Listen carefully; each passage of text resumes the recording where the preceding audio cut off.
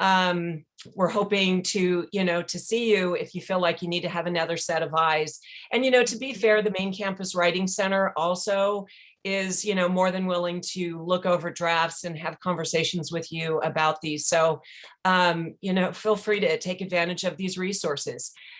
So now I'll hand you off to Harold Stewart Carballo with UC Davis.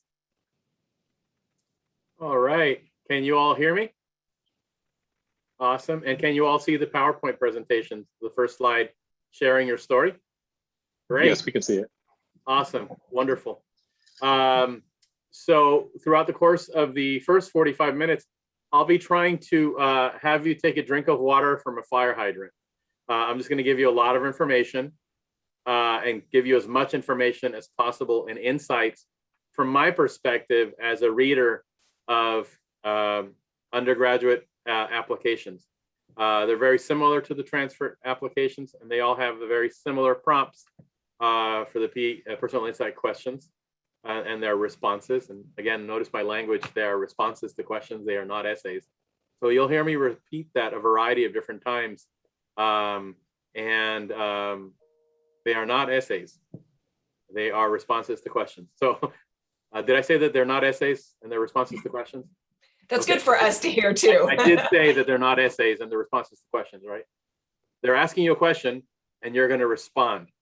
They are not an essay.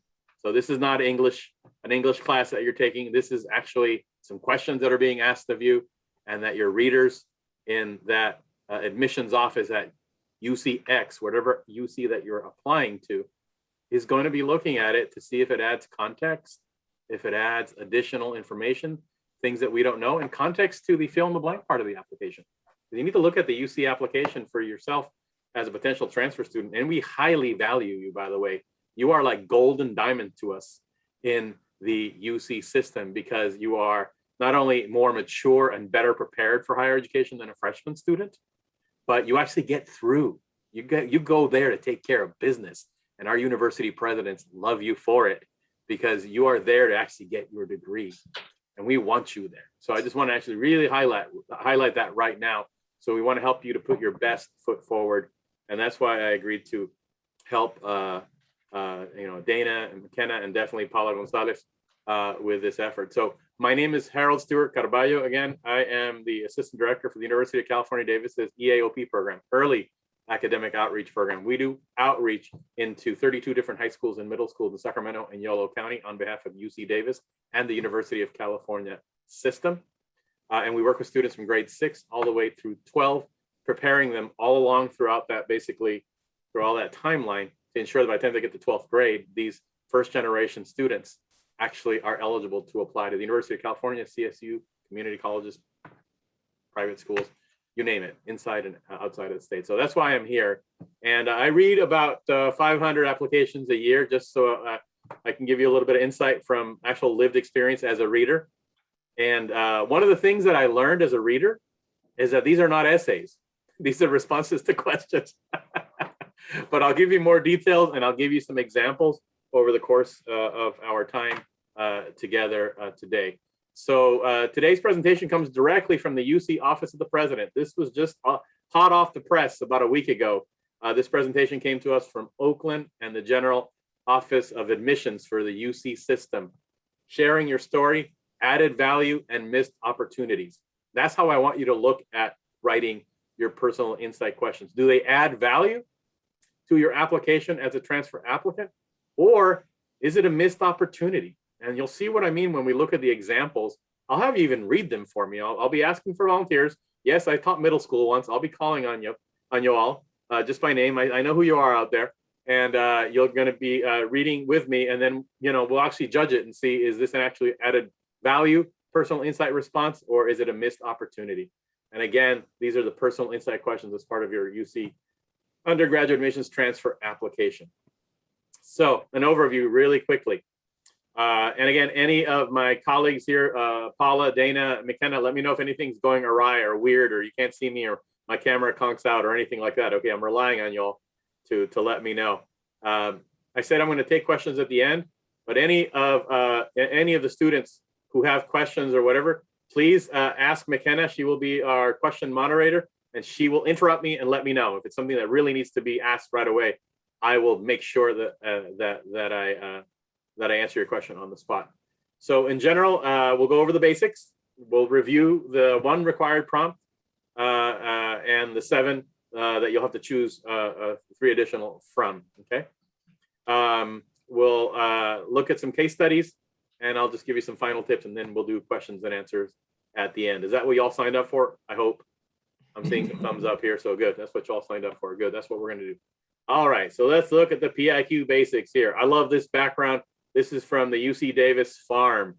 This is one of the undergraduate students who's probably a plant sciences major at UC Davis and volunteers a couple of days a week at the plant, at the student farm, basically, which actually produces about 20% of the produce that a lot of dining commons on the UC Davis campus actually provide to students, just so you know. Interesting volunteer opportunity. They also offer work study opportunities as well. So here are the basics. What are they? Okay, so it's 8 question options. They all get equal consideration, and there is a 350 word limit per. Okay, you'll have to actually choose from those.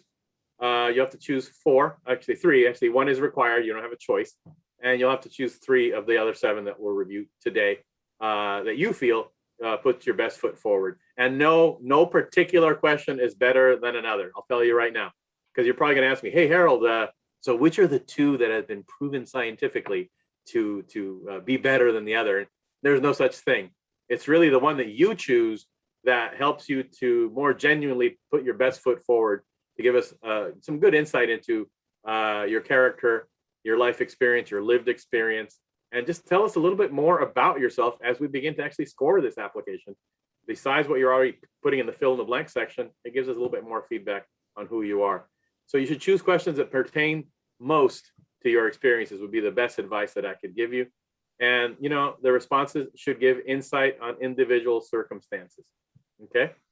So again, there's 8 questions to choose from. You will respond to 4 questions. And all students must submit the 4 responses to complete the UC application. And again, for you as a transfer student, there's 1 required prompt, and you can choose the other 3 from the 7 that are left. And I'll show you which ones those are. Okay. All right. So just some of the basics. Here, we're going to discuss the uses for and importance of the PIQ responses. And in these slides, we'll dive into more in depth into each item as it's listed on the slide. So this is basically intended to really help to set you apart. The reason that you give us context on the PIQs is to actually help us to set you apart from other students as we have to start kind of winding things down insofar as making some decisions on who we want to admit in the campus. Is obviously you need to actually meet the minimum standards set in terms of the GPA, but we want to make sure that it also provides context to your application. And what I mean by that is if we start seeing something that might actually be indicating to us that there's a story, in other words, we see a pattern insofar as your grades, and we see that things maybe started going downhill and then they come back up. I know there's a story that we know as readers that there's a story there. Provide some context, give us some information. The PIQs are a place to do that. And of course, we'll talk a little bit about the 2 opportunities that you have in the application to give us additional comments as well. They're separate from the PIQs, but again, they also provide context. And it actually encourages self-advocacy, right? The PIQs encourage self-advocacy.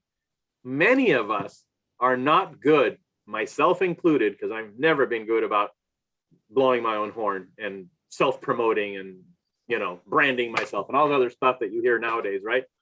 It's kind of like the name of the game, right? You have to actually brag about yourself. This is the one instance when it's okay to do some self-advocacy. Talk about the level of pride that you have in something that you may have accomplished. Talk about, you know, the type of circumstances in life that you have actually faced, gone through, and overcome. It's about telling your to and through story. We want to know that. And as transfer students, by the way, I'm transfer family. You know, I'm dyed in the wool transfer student, community college, CSU product, right? I believe in the community college system. I believe in the transfer system. I have found faith in the transfer system and in the incredible transformative nature of the community college system. And there's lots of beautiful, powerful stories, yours, that we need to hear and we want to hear as we make our decisions to who we want to select for admission into our campuses. And it really nicely rounds out and completes the application to the University of California admissions process. So it's incredibly important that you keep that in mind. So the purpose of the PIQs, again, they tell us your own story in your own words, lets us know what's important to you, your set of values, again, your lived experiences, the things that really make you truly unique. And each one of you, I don't care what any one of you would tell me, my students call me Mr. H. Mr. H, I'm not unique, I'm not special. And I would say, stop right there. You are unique, you're incredibly special. There's a lot that you have done. There's a lot that you've experienced. And those experiences you're bringing to the UC system, which is only as good as the students that it admits. Okay, so it's important to actually know that. Be proud. Be proud of everything that you have achieved. We transfer students go through a lot when we're compared to transfer students. There's a lot of things that we have survived. Por favor, please. You know, there's a lot of things that we have survived and done and triumphed over, and we need to talk about that proudly. So please, please, please, please find opportunities if you can as you're writing these responses to these questions. Did I say that they were responses to questions? Yeah, I did. I did say that. Okay. All right. So it also is a way for us to see how you think. How do you think? Grades and courses can help us understand how well you work, but the PIQs help us to understand how you think, how you process things.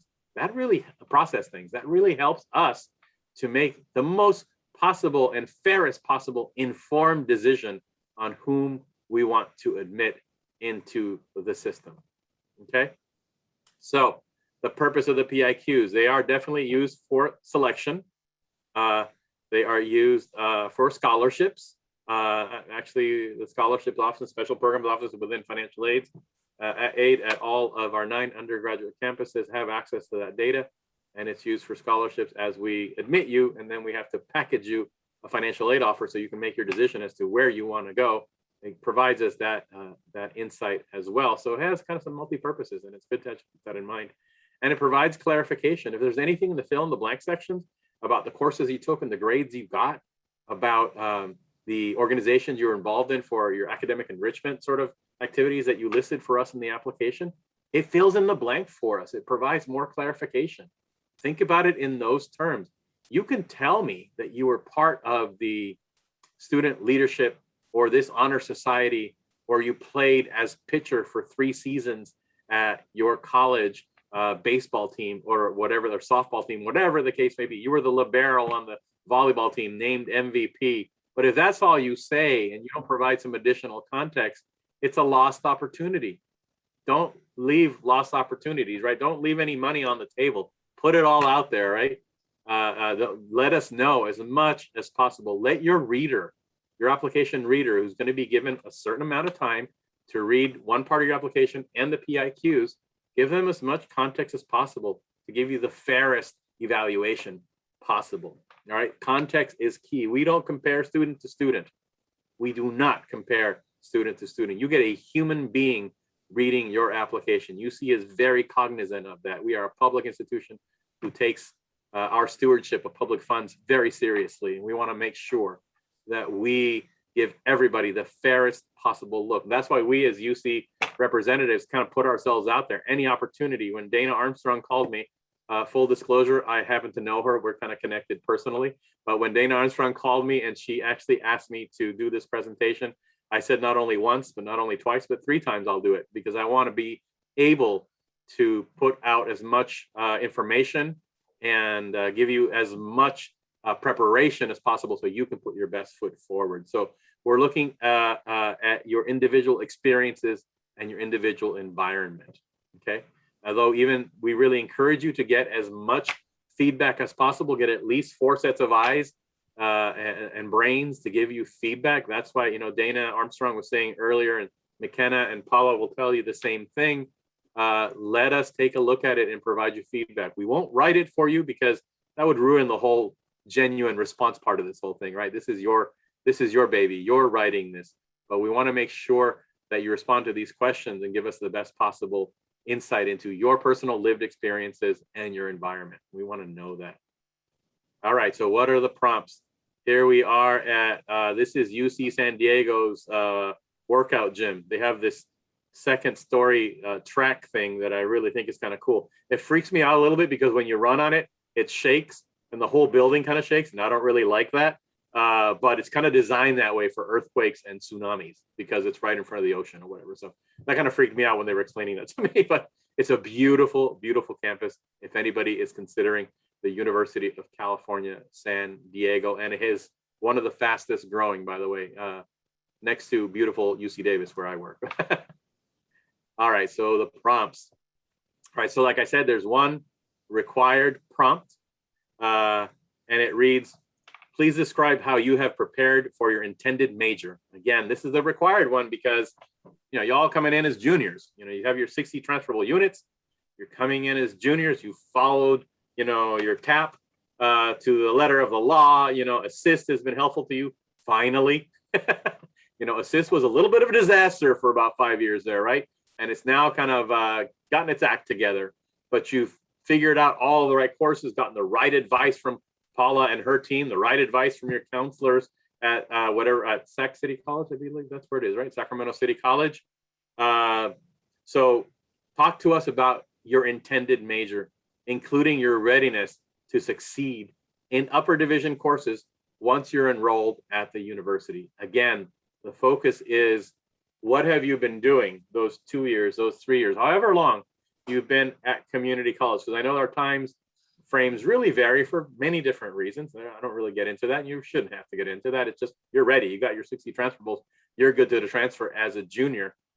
How are you ready to actually take on the challenges in those courses, right? Whether they be semester systems that you're going into, because you've got some UCs that are semesters, or quarter systems. You are ready for that rigor in terms of how you manage your time, in terms of how you manage even your identity as maybe not necessarily always a student, but maybe you have other identities. Maybe you are a parent, maybe you're a part-time worker, maybe you're even a full-time worker and you were a full-time student, and you still managed to get fill in the blank incredible GPA. Brag, talk about that.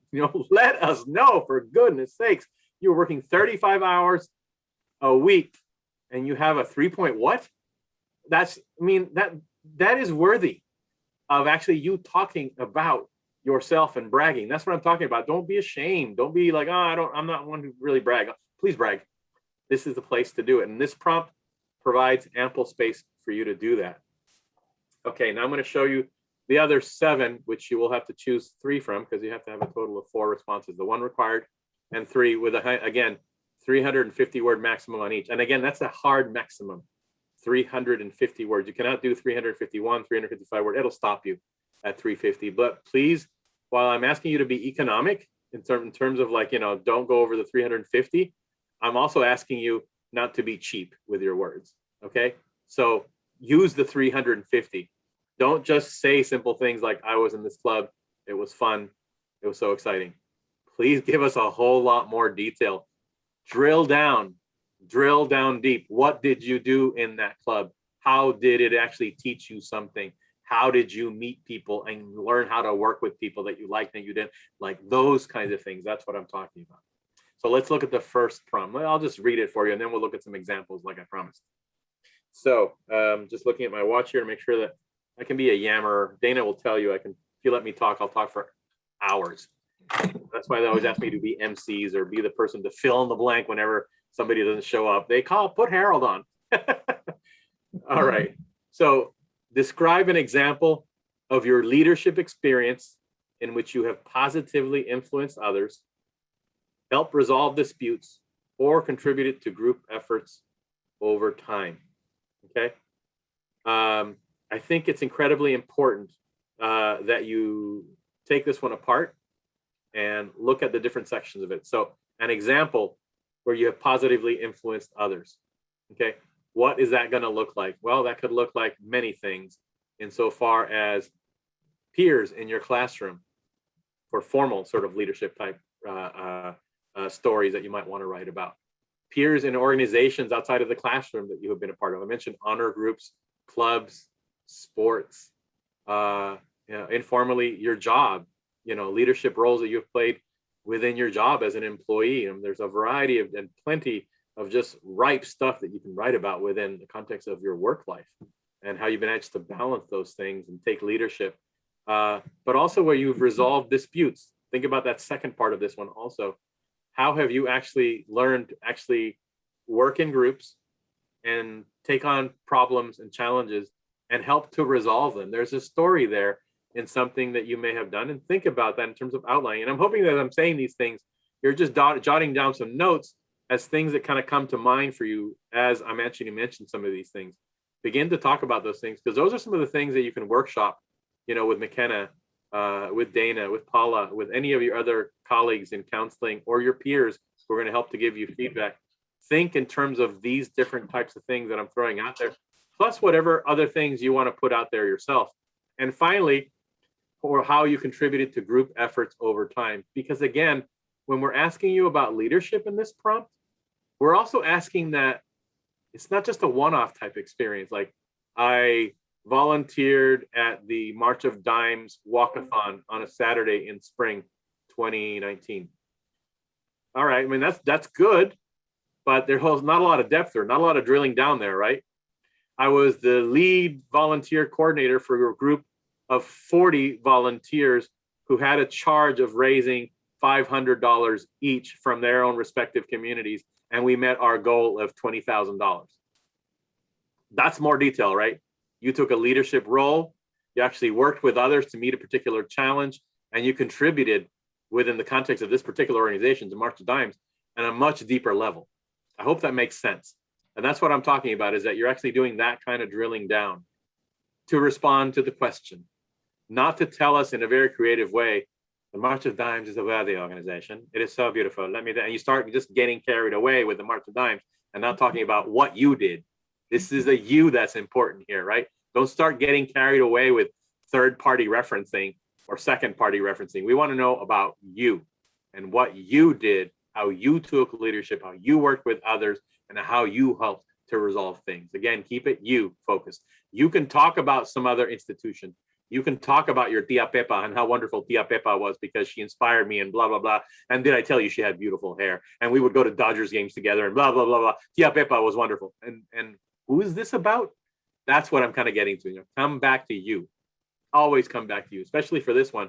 And there's so many different instances of leadership. And again, I want to reemphasize, leadership can be formal, like at Sac City College, things you do with clubs, organizations, leadership you took within a particular academic department, or with a particular faculty member, work that you did with them, research work even. I know you all do some research work as well at the community colleges, some really incredible high-level stuff in your first 2 years of college, That is a leadership experience. You actually learned a lot about actually how to do surveys and how to collect data in a very academic fashion. You know what? Talk about those things. I mean, that's actually getting also to the core of even the first prompt, how are you ready to take on your next 2 years of upper division work? If you've actually been doing research work at any level, you want to talk about those things as well.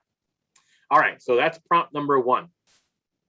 Prompt number 2, and this is the one that we're sometimes a lot of us kind of get really hung up on it because it's like, Mr. H, I'm not creative. I don't have a creative bone in my body. I can't paint. I can't do sculpture. And no, that's one form of creativity, right? Here's how it reads. It reads, every person has a creative side, and it can be expressed in many ways: problem solving, original and innovative thinking, and artistically, just to name a few. So yeah, artistic could be one way. Describe, and again, you see it in bold there, how you express. Describe how you express your creative side. Again, think of instances both formal and informal where you have used your creativity. If it's artistic and you've been recognized for your artistic gift and talents, again, there are many different intelligences, not just numerical and letter-wise. There are, the way we understand how to use our bodies, athletic intelligence, the way that we actually perceive the world, right? Just perceptive intelligence. There's a lot of different ways in which you can actually manifest your intelligence and your creative side as well. It's the same. describe how you express your creative side, either problem solving, artistically, within the context of a particular narrative that you want to talk about, insofar as how you use your particular way of looking at problems or way at looking at challenges that you have experienced in life, and been creative to actually getting to and through that particular experience using your creativity. So I hope that does give you a couple of different sort of just thought bombs here that you can think about. And if you do have any thought bombs, please put it down on paper. Please put it down on paper so you can at least just, okay, these are some thought ideas, some thought explosions that I just had based on what I was just hearing for prompt number 2. One of the suggestions that I make to all my students is just do thought bomb exercises with each one of these prompts, the required prompt and the 7 prompts. Just do word mapping for each one. Just ideas, thoughts, just whatever comes into mind, you know, like, oh yeah, I worked at such and such a store and I was the team lead for the evening setup at this store, or the team lead for the prep at this restaurant where I was, or whatever it is, you know, talk about those things in thought bombs, and then begin to develop your outline based on those things so you can just jog your memory. So I hope that helps, okay? All right. Prompts number 3 and 4. Number 3, what would you say is your greatest talent or skill? I'm going to tell you right now. De una vez les voy a decir, this is my mom used to say, tú eres tan especial, tú tienes tanto talento. That was my mom. Que en paz descanse, may she rest in peace. Gloria Carballo, she always made me feel so special. And I would say, Mommy, I don't have any skills. You know, soy especial. I'm not special. I don't know anything. Well, yeah. Yes, you do, mijito. Yes, you do, son. Yes, you do, daughter, please. How have you developed and demonstrated that talent over time? I'll tell you right now, I can take any of you out to Starbucks for 5 minutes and ask you a couple of key questions, and I'll be like impressed by you. I just know it. I know it. You know, there's a lot that you have done, a lot that you have achieved, a lot that you have been through, and a lot that you will do, a lot more that you will do in the future. I guarantee you that. But how have you developed and demonstrated that particular talent over time? Fill in the blank. You know, greatest talent or skill, some examples that I can give you. You know, your ability with scientific concepts and your ability to memorize, your photographic memory, your ability to actually help others deconstruct and understand difficult concepts, your ability to help others feel better about themselves, or to process their thought process whenever they're going through stress. And you are the one who actually is the helper and comes to their aid. I mean, things as like complex like that to simpler things like, you know, your consistent and avowed recognition as an artistically talented person, or as an athletically talented person, and the awards and skills and recognitions that you have received for that. Again, brag, talk about yourself. Don't be shy. Sin pena, por favor, as my mom used to say. Be proud. Sé orgulloso. Be proud, you know? Be proud and talk about those things, because I think that's kind of what we're trying to get. More context, more knowledge about yourself within the context of your transfer application to University UCX, whatever UC campus or set of UC campuses you're applying to. By the way, I'm hoping that those of you who are applying to the University of California are applying broadly. I hope that nobody here is applying with a real sort of narrow strategy, right? A one campus or bust type strategy. Please do not do that, right? Especially if you're going to actually apply for the waiver, the fee waiver for the UC application, and you get to apply for 4 campuses. Don't get the waiver and apply to 1. If you get the waiver, apply to 4, please. Apply to all 4. Improve your chances, because 2 may say no, but still 2 may say yes, right? So please apply broadly. You may have some concerns about getting far away from home. Well, then consider some UC campuses that one is close by, the other one's maybe not that much farther away. And actually here we've got quite a few different options, okay? From Santa Cruz to Davis and everything in between, you've got some UCs that provide you some options. 4 of them, actually, Merced as well in the Central Valley, which is an amazing campus, by the way. Don't knock it. Don't knock it. Any UC campus that studies hippopotamus sweat, because we know that hippopotamus sweat has some qualities that protect you from skin cancer. That's an awesome UC in my book. Right? Did you know that? I didn't know that. I just learned that hippo sweat protects them from cancer. Who knew, right? Man, that's the kind of stuff, the kind of research things that we study. UC Davis, they study rice. Dana swims with this woman who's like the rock star of rice. She has discovered 900 varieties of rice. Why is that important? Well, some of them require less water. Some of them bugs don't like the taste. Yeah, I mean, it's just incredible stuff. And you're going to be a part of that. I hope you're excited about that. You're going to be a part of that. Okay. Number 4, describe how you've taken advantage of a significant educational opportunity or work to overcome an educational barrier that you have faced. This is one that a lot of students sometimes get hung up also, because they will tell me, I don't have a sorry sob story to tell. You don't have to have a sorry sob story to tell. You can have a really interesting story to tell about a program or an individual that has really changed the game for you, academically speaking, changed the game for you insofar as the pathway in life that you were taking and the pathway in life that you are taking now. Powerful opportunity here to tell powerful stories. Like, just, I mean, I'll tell you right now, from the perspective of readers, as we read these can be very impactful narratives. If they're real and true and genuine, it comes through to the reader in these responses to these questions. This one in particular, in my opinion, again, there's no one particular one that's better than others, but if it speaks to you, if it says something genuine to you and says, this is an opportunity for me to talk about how the EOP&S program or the Puente program, for example, or the Umoja program, for example, or any work from a particular person, like this awesome Paula Gonzalez person that I met and how much she helped me, whatever the case may be, these are people who actually put us on their shoulders, and then we actually are better off for it. Talk about that. Talk about that. Put that out there, that this Dana Armstrong person spent all this time. This McKenna Sims person was helping me with my essay, and I got a grade that I thought I would never get. I don't know, whatever. I'm making all this stuff up, obviously, but, I think it's important for you to take advantage of any significant educational opportunity, any program you were a part of, a club or an organization, both formal at school or informal.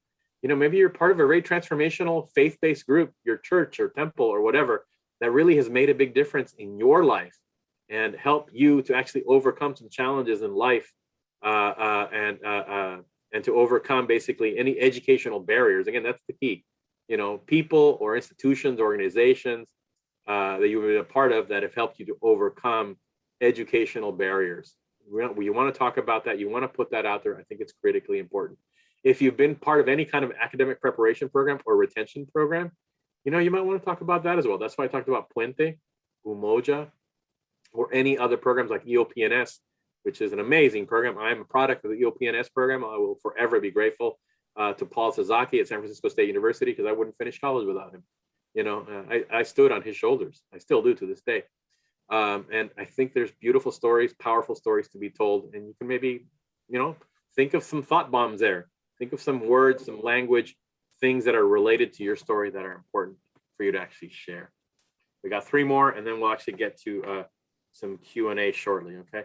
Actually, we'll probably do 1 or 2 examples that I'll have you read.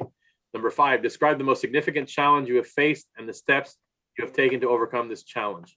How has this challenge affected your academic achievement, right? How has this challenge affected your academic achievement? So a significant challenge, I mean, you fill in the blank. I mean, I can't make that up for you. That's, there can be many different examples of those significant challenges that you have had. And if you feel that this one speaks to you, definitely start thinking of those examples and outline, just put out a couple of words, things that will jog your memory later when you think about writing down some outlines for this possible response. But how did it affect your academic achievement? The support that you got from a particular group or individual, talking a little bit about the particular challenge that you have faced and how you have overcome it. Again, it's about talking about going to and through an experience and how it may have affected your achievement, your academic achievement specifically, but how you actually managed to get to and through that experience. Number 6, what have you done to make your school or community a better place? Really, community service is what it's about here. Have you done community service, or informally, What role do you play within the dynamic of your family, whatever your family structure is? Our family can mean so many different things, not just mom, dad, children, but whatever family means to you, you know, talk about what have you done to make your community a better place? The role that you play within the structure of your family, right? Are you the tent pole in your family? Do you feel like you're the tent pole in your family? And if that tent pole falls, the tent just burns down or falls down. Well, what about that is it that you want to talk about and that you want to say that you've actually been to and through, and give us some examples and talk about that. Again, not to make the reader feel sorry and bad for you, but for the reader to understand, despite all of these things, okay, that you still are working to give back. You still are working to give back to your community, to your family, to your college, you know, Sac City College and the work that you did there, to your team, those different types of things. So I hope that that helps. And finally, this is the brag question. Brag question, right? Beyond what has already been shared in your application, what do you believe makes you stand out as a strong candidate for admissions to the University of California? Why you over somebody else? Why is it that you stand out? Why is it that your experience, the things that you have endured, learned, gone through, shared with others, why is it that that is going to make you an incredible contributor to the University of California campus that you would like to go to? That's what you need to think about, right? And I know you have a response for that. I know you do. And I don't want you to be shy about, ever be shy about how great you are. You need to actually internalize that. Understand how wonderful, incredible you are and what you bring to the institution that you desire to be admitted to. Again, universities are only as good as the students they admit. That's why we don't just focus on recruiting only 4.0 students. What a boring institution we would be if that's all we did.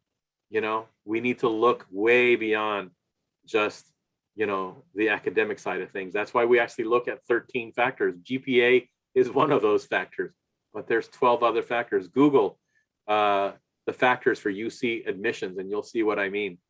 There's a lot of different things that we take into consideration.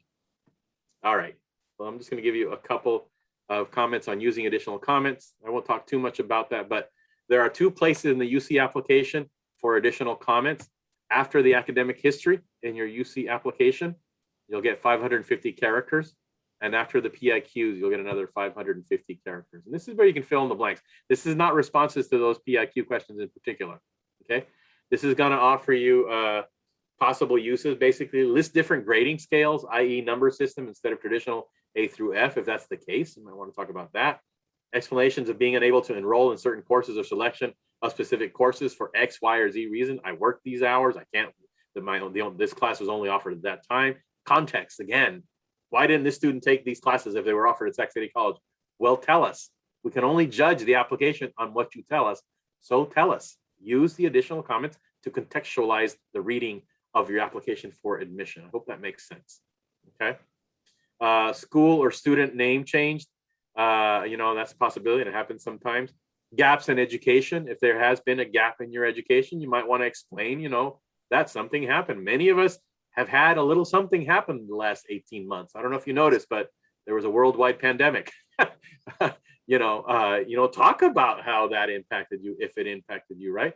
And if it impacted your grades in any way, that was because of the dip in grades. Somebody in your family may have gotten sick and you were the tent pole.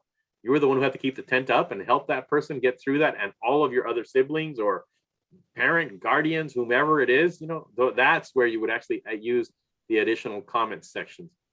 Any changes to your extracurriculars, family circumstances, UC organizations that interest students, if you're particularly interested in going to a particular UC because it particularly offers a particular type of program you're interested in. Again, you don't want to go too much into the application saying, I only want to go to this one UC. But if that happens to be the case, you might want to maybe mention that in the additional comments section. How students plan to engage with the community if admitted to UC. You know, what do you plan to bring to the UC system? I've done all these things. I've done all this fundraising. I've done this event management and program management. I've done this research and I want to continue the research. And I really love the undergraduate research program that University X offers to me. You know, you want to include that in the additional comments. All right. So I won't go through these because I'm going to run out of time, but I do want to go over some case studies with you.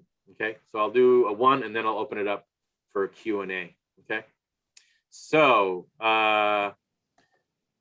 in this activity, basically, we're going to review some sample PIQ responses, and we'll determine whether the response is value added or if it's a missed opportunity. So a helpful tip to consider is if it's value added, the focus is on the impact on the student and or the impact that they have on others. It centers the self in response. Again, doesn't get distracted by talking about Tia Pepa or somebody else that you admire. It's about you. It centers on the self.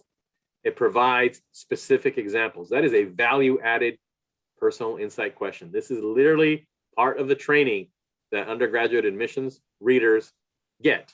Okay, this is what they're looking for. Missed opportunity. Is it a missed opportunity? It doesn't provide much context about the student's experience. It focuses more on structure than content. And it centers on others' narratives rather than their own. We really kind of don't really like that because, again, you're not giving us anything new about you. We're learning about somebody else, but nothing about you. So here's the first one. Actually, in the interest of time, I'm going to read this one to you. And then the second one, I'll ask for a volunteer. Case study number one, word count, 339. They were economic, but not too economic, right? They kind of came up to the word count, right? 350 word maximum. And it reads the following, okay? This is case study number one. While other parents took their children to Disneyland, my family spent our breaks. And again, you will see that some of the examples, you will find some misspellings. Now, I want to highlight that. We don't look for spelling. We don't even look for punctuation. Of course, Armstrong and Sims will tell you, yeah, you know, it does make an impression. So be careful. Have somebody read it to make sure that you don't say like, we spent out breaks exploring, right? Now, you know, do the spell check and make sure somebody checks it for you. We spent our breaks exploring national parks across the West Coast. Along the hiking trails, I was educated by signs on the weathering that caused the formation of canyons, the methods and causes of overfishing, and the importance of reintroducing keystone species. I learned that I was living and participating in a system that thrived on an organized network and methodology. In AP Environmental Science, I learned that intricate dependency in the environmental system embodies. In AP Environmental Science, after coming home from school, I saw the news headlines on the latest oil spill on the recent uptick in carbon emissions. Through my time in college, I discovered exactly how, I can't even pronounce this, dichlorhodiphenylthiroethane, I'm not a science person, excuse me, chemically contribute to the decline of the condor population. I was frustrated with these issues, but the frustration fed the flames of my profound curiosity and eagerness in improving our world. As I explored the mechanisms behind how electricity is produced by wind turbines and hydroelectricity, I grew to be grateful for the conservationists and climate change scientists' dedication to our shared philosophy and hope to join their efforts in the future. This field houses and emphasizes the importance of being interactive. Hence, I acted through volunteering at my local nonprofit, planting trees, learning tree biology, and gathering and scrutinizing measurements to help maintain urban forests. This experience challenged me to uphold a solid foundation in collecting data, analyzing, and making conclusions, skills I will continue to practice and enhance for the future classes and opportunities to come. Addressing environmental issues requires the ability to problem solve. Thus, I headed my club's team through competition to formulate a greener solutions to tackle the city metro rail with piezoelectric rails. Looking back, I am blessed to have received the preparation needed to further build my career in environmental science. The opportunity to attend a diverse and supporting institution will foster and develop my current knowledge through the research and student-led efforts. I hope it will empower me and advance my goals to create change that matters to everyone. Okay? So when we look at this, how many of you think by a show of thumbs up that this actually adds value or it's a missed opportunity? How many of you think it adds value? Give me a thumbs up. Okay. How many of you think it is a lost opportunity?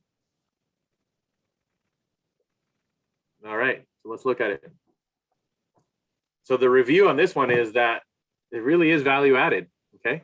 It's not a lost opportunity. It definitely adds value to this applicant's best effort to try and get admitted.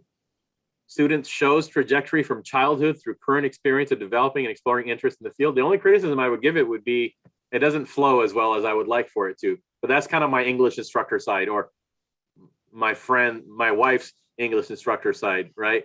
But that's not what we're looking for. These are just responses to questions. They're not essays. So we're not looking for some beautifully structured, it's just a response to the question. So we can kind of forgive that basically. But again, it does make an impression. So make sure a lot of people review it. So at least it's as clean and flowy as possible, okay? So that response. It does not focus on classroom or courses.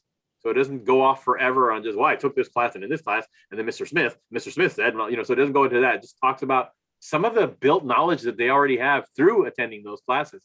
All right, this student has some flow. They can actually even use words that I can't even pronounce, so they definitely have some knowledge there. It discusses volunteer work and answers the why and the what really well, okay? And it talks about club competition, also answering why and what, okay? So in that sense, definitely value added, okay? For sure. Let me see. I've got about 10 minutes, so instead of actually giving you another one, I want to just check in right now and see if there are some questions that I can answer, because I want to make sure that I give plenty of room to try and answer as many questions as we can. And I am willing to, if you want to, stay a little bit over if that's something that happens. It just happens, and we can do that. I'm willing to stay a little bit over, although not too much over, because I have a date with a steak. My mother-in-law is her birthday today, so we have to go have dinner with her. So, and I have not had steak in 18 months, so we'll go do that. So McKenna, I'm going to ask you as moderator, are there some questions out there that people are sending you in the chat that maybe I can attempt to answer? Yeah, so one got DM'd to me earlier in the presentation, so we'll start with that, and then it looks like another one just came through in the chat. So one question I got was that a student reached out to a representative from UCSD, and that rep said that they don't really take the PIQs into account as much as GPA, but that might be like university specific. And she just wanted to know if that was accurate or if it varies by university, and really like how much weight is put onto the PIQs. The PIQs add context to the GPA. They add context to the overall student's application. No one part of the application is what decides it. We actually look at the applications in what we call comprehensive review, and many of our campuses, actually with a couple of exceptions, actually do holistic review. So the reason that we ask for the PIQs is that they actually give us a holistic picture of the applicant beyond just the GPA. It gives us a well-rounded picture. So I would kind of agree and disagree with the feedback that she got from, I don't know who the representative was, from UC San Diego, and I don't know the context of that particular conversation, and if that was a representative from a particular college within a particular major. But I can't tell you within the UC undergraduate admissions context, we will look at the overall picture. So the PIQs are part of the process of making that decision. They are not ignored. The GPA is very important because it establishes minimum eligibility, but it also establishes academic rigor, and it establishes a student's overall preparation academically. But the reason we ask the other questions is to actually find out overall what is the general picture of this particular individual who's applying over another person. And it gives us as readers that particular ability to score the student. So that'd be the best response that I could give to that. Again, I don't know the context of that conversation, but I would agree and disagree in that it is important. The GPA definitely is important. I would agree, but I would disagree that the PIQs are not part of the process, because they are in fact the process. The UC Office of Admissions in Oakland would not actually be putting forth this much effort were it not the case. Awesome. Thank you so much for that insight. Another question that came through, this one's from Darren, is what is the the connection between self-advocacy and kind of making excuses about grades. So maybe like what's the line between those two concepts? You know, a pattern. That is the line. A pattern. If we see a pattern of grades that are maybe not so favorable, and a lack of the pattern changing, okay, over time, then that does become a problem. Yes, that would be my best response to that. Generally, self-advocacy within the context of a pattern broken is something that you want to be proud of and talk about, for sure. You definitely want to go in that direction. Self-advocacy with a pattern that repeats and repeats and repeats will be transparent, and we will see through that. That is the best response that I can give you. I hope it helps, Darren. Yeah, that's great advice.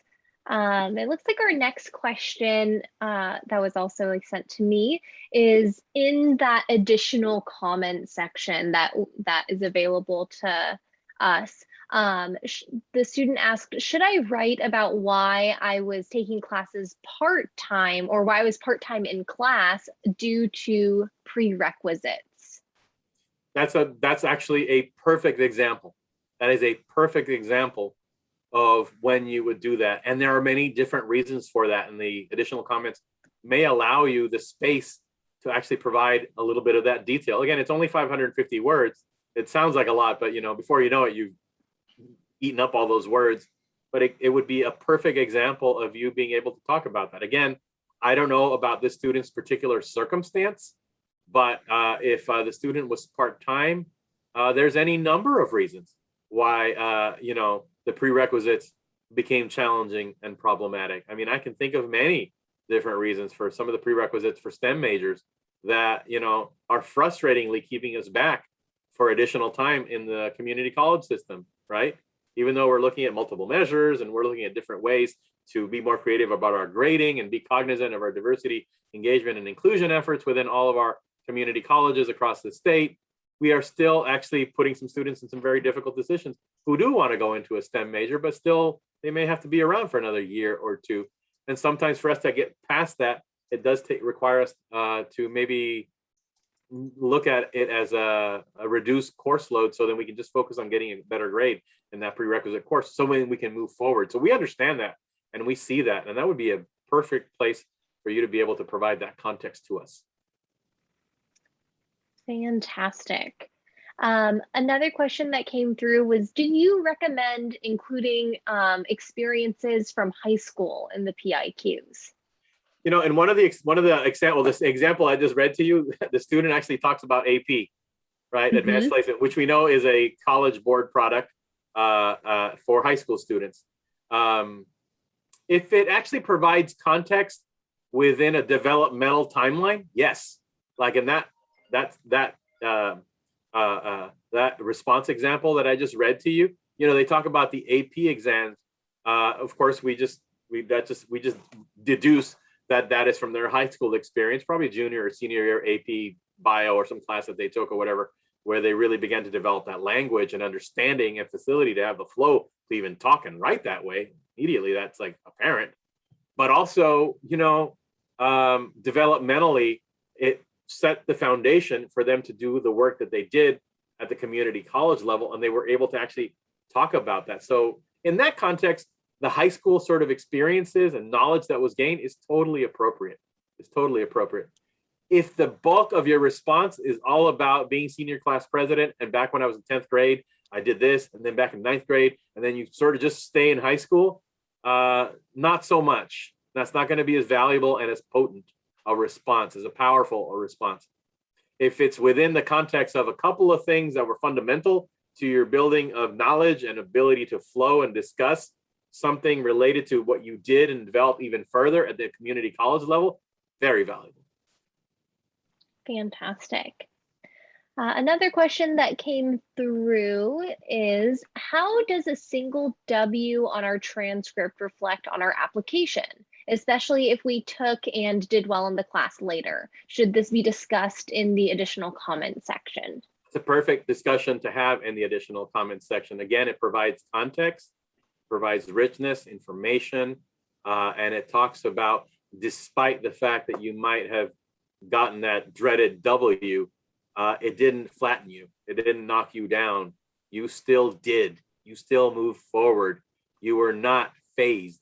It still allowed you to continue your onward trajectory towards your goal. Talk about that. Yeah. Let us know about that. I mean, some of those things, you know, the UC can be a little unforgiving there. That's why I would do some of my own self-criticism, because they don't provide as many opportunities as the California State University system provides to actually remake ourselves. And I wish UC was a little bit more like that. Just my own personal editing. I'm taking my hat off as a UC person, just Harold, the guy on the street. But it is what it is. And I think that you need, and I hate that term, by the way, because of its connotation. But if that W stands and you don't actually do something about it, you know, it is what it is, right? But if that W is there and you tell us and you provide the narrative and the additional comments to what you did about it, very nice context, good amount of information to give that admissions person as they make their decision. Harold, could that also be useful in the like, oh, my biggest academic challenge section?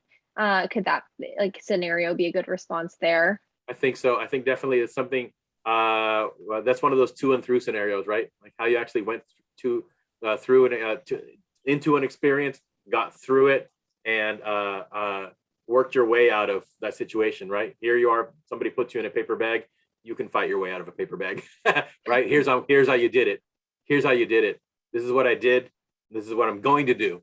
If you bring me on to your institution, this is the type of bravado. This is the type of persistence. This is the type of energy that I'm bringing to my undergraduate experience at your UC. Fantastic. Another question that came through is, if a student has one low grade on their transcript, should they explain it? If it's of concern to them, definitely that they should talk about that.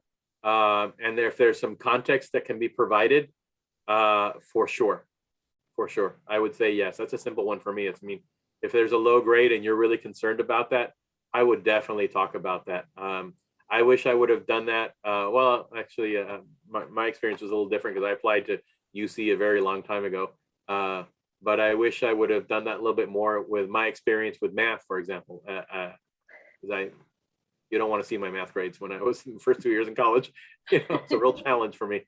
You know, but definitely I would have wanted to talk a little bit more about that, and provide some context for sure. And there's many different reasons, there's many different ways that can add more context and explanation to those grades. It's not just, you know, don't let it stand that you were a bad student or you were lazy. Let's put it that way. You know, explain what the context was. Yeah, for sure. Fantastic. And then it looks like the last question that's come through so far, but if you have any last minute questions, I urge you to either type them in the chat or send them directly to me.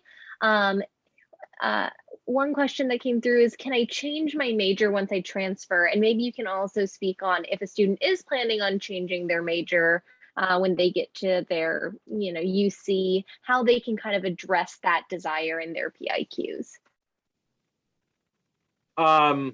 Well, you know, as a transfer student, we're already asking you to kind of solidify your plan, so to speak.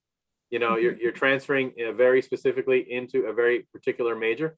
But even then, we understand, and I know this from personal experience because in my own family, I have a daughter who just made a transition, and I think it's important to understand that sometimes flexibility is necessary. I think the critical key is to actually make sure that you find who, once you get admitted into whatever major you have declared, I don't know that it is the place to begin to talk about your doubt or your lack of, you don't solidly have a particular decision already in mind in terms of what you're going to declare as a major or an alternate. I mean, you should kind of have that in mind already. But when you get admitted to the particular institution and you know you're going to be going to that institution, understand what your advising resources are. That's what I would say is, you know, get admitted. Once you get admitted, then understand what the advising resources are in that particular college or that particular program, and who are those advisors You'll have general advisors, as I understand it now, also from all the UCs. There's general advising support that's available, and there's very specific advising support within the specific colleges. Should you have some doubts about what you're studying, or if you're going to go into a program that's going to require some prerequisite courses, even when you start there, to find out if that's what you want to do in the first quarter or semester that you're there, or if there's a way that you can transition to something very similar with some very similar course requirements, and you can make that change. That would be the best advice that I could give you. I wouldn't say that talking about your lack of sort of certainty in terms of what you want to study is something that you want to put in the application right away. I would say decide what it is for the application purposes that you're going to apply for as a major or an alternate. And then once you get admitted, then you would deal with that. That's the best advice that I can personally give you. Awesome. And then it looks like I did get another question here. Is it, if considering the UC application, is it better to take a W and take a course in spring after the application has been submitted, or to take a lower grade like a C or a D with a GPA of about 3.6? Well, these good questions. Wow, this is a good one. I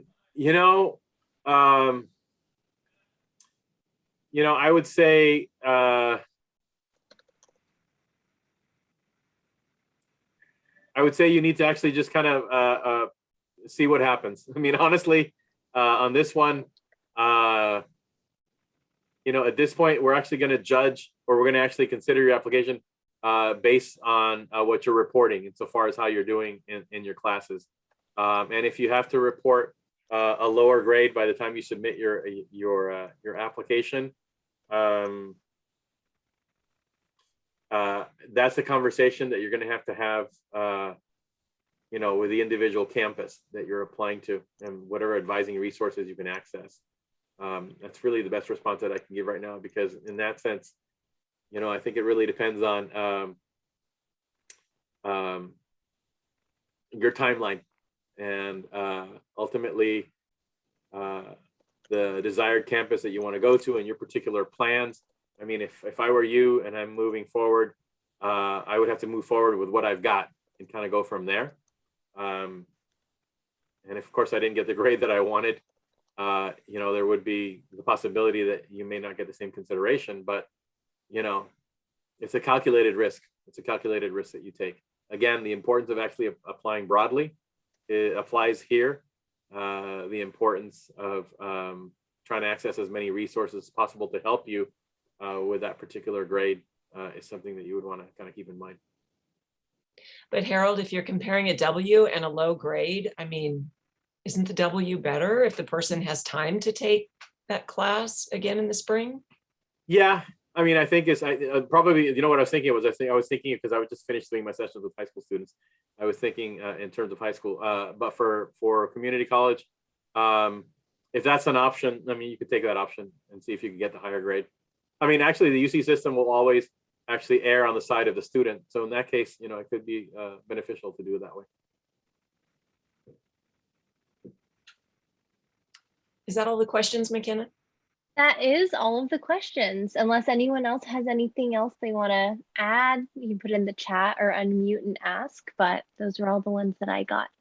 So I guess what I'll add at this point, if it's okay, Harold mentioned that it's a good idea to, look over all the questions and, add your thought bombs or do a brainstorm having to do with each of those. You're welcome to do that at one of the writing centers. We're all very happy to help with that. Sometimes it's easy not to recognize certain things about your past. I know when I meet with people, I'll start digging around and asking lots of questions, and because you can, like Harold said, you can address the question formally or informally.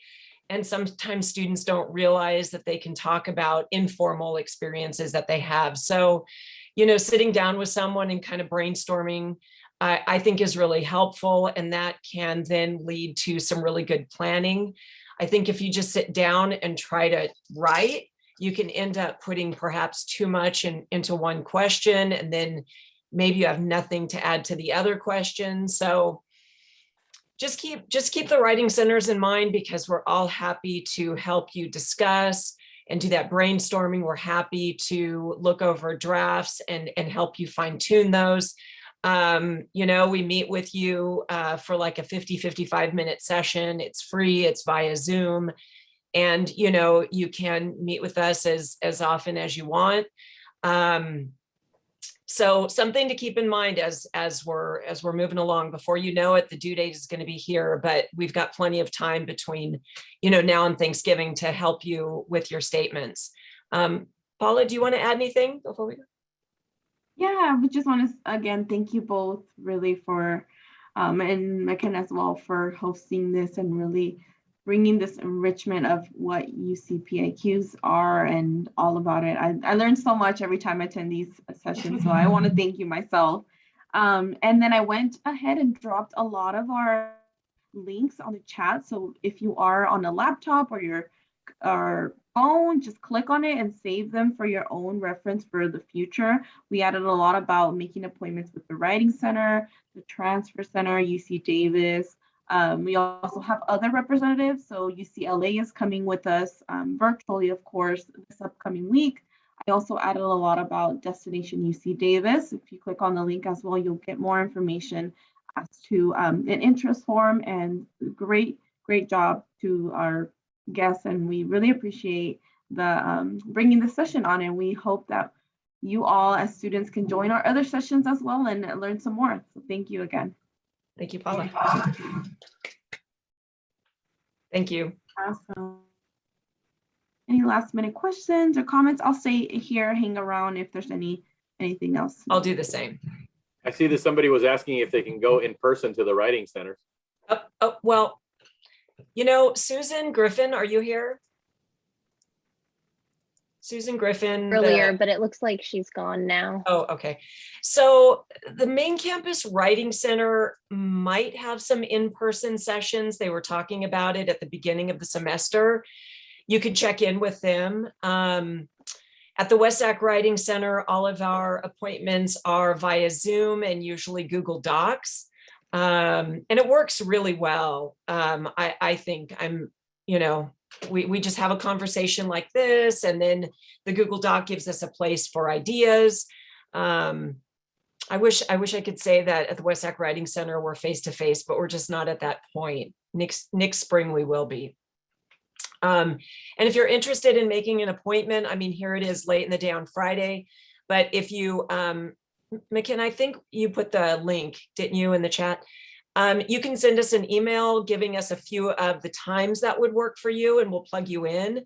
McKenna's available on Fridays. I'm available Monday through Thursday from 3 to 5. I might be plugging in an extra hour starting at 2. And I kind of think it's a good idea to, even though, Harold, you mentioned getting lots of sets of eyes, sometimes it's a good idea too to just kind of settle in with someone, so you kind of develop a rapport and you kind of move forward at each visit. And then at some point when you've got your drafts, then start sharing them with a few people just to get some additional insights. But feel free to email us or text us, and we'd be happy to schedule an appointment with you. Anything else? See a few people hanging on. Sometimes people are shy. Crystal, Sean, Layla, anybody? Hi, Gina. How are you? Oh, hi, Ashna. How are you? I'm well, It's thanks. been a long time. Yeah, it's been a long time. Glad to see you here. Glad to see you too, and glad to see McKenna finally, actually. Yeah, Yes. I know we've emailed a couple of times. We've never met. It's nice to see you. Welcome. I'm Nice glad you too. could make it. We'll have to talk more. Yes, we will. In the next meetings, yes, we will. Yeah, sounds good. Anybody else have anything to ask? Guess that'll do it then, huh? Yeah, I kind of Desmond, yeah. I kind of have a question. Sure. So for like a summer, I was going to University of Phoenix. They let me know well, they actually told me that I would be earning my degree with them, but later on I found out that it's a certificate and not a degree. Mhm. So I ended up leaving. So I was like, and I let everybody know. I had a conversation with them. I let them know that, hey, I was misinformed, and so I'm leaving. Please check me out of these classes, these courses. Turns out that, even though I got confirmation that they would, when I left, they had me enrolled in 2 other courses and I wasn't present in them, so I received fails.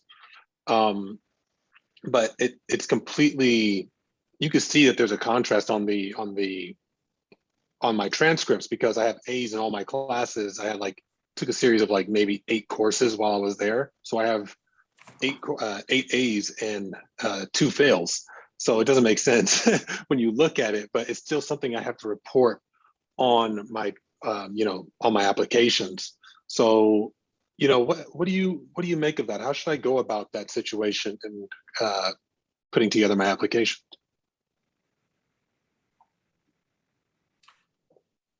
Okay. I mean,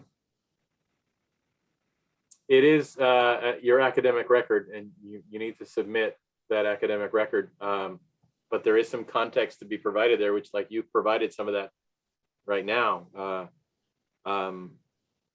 Is the institution, have you had any conversations with folks over in the admissions office at Phoenix? Several times over the past couple of years. And there's no willingness to do any kind of retroactive withdrawals or anything to correct the record? No, they aren't really, they're not really communicative. I'll have a conversation with one person, and then I feel like I'm starting the cycle over again every time I call. Luckily, yeah, go ahead. Luckily, because before I wasn't even able to send over my transcripts, they didn't really have a department for that. But I've been hounding them for the past couple of years now, and they finally have a place on a website that I was able to order transcripts, and I finally got it over to SCC now. So yeah, it's just kind of behind the 8 ball. Yeah, no, I understand, and I hear you, because that's totally frustrating. I'm kind of wondering. I don't really know much about University of Phoenix and that system, and who the corporate head is, or whatever organization. I do wonder if, like so many organizations who are kind of worth their mettle, the University of Phoenix organization has an Office of Diversity, Equity, and Inclusion. Do you know if they do? That's a great question. I am not sure. I can look into that. I would dig around a little bit and find out if there's an actual vice chancellor or vice president for, again, I don't know Phoenix, so whatever the corporate organization is, or who their boss is, or whatever the big wig office is, sometimes they have offices of diversity, equity, and inclusion. And your scenario is a perfect scenario for how higher education gets in the way of student success. And it could be as simple as a conversation with that vice president for diversity, equity, or equity inclusion.